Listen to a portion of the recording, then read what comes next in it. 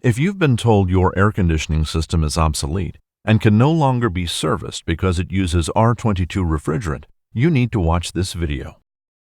R22 is a refrigerant that is often used in air conditioning equipment. Because R22 depletes the ozone layer, in 2020, R22 will no longer be produced or imported in the U.S. After 2020, systems that were designed for use with R22 can continue to be serviced using recovered, recycled, and reclaimed R22, as well as EPA-listed direct replacements such as Freon MO-99 refrigerant and NU-22B refrigerant.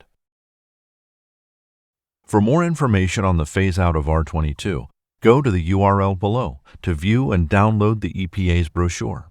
This brochure includes information homeowners need to know about having a home air conditioning system serviced or replaced in light of the HCFC phase-out.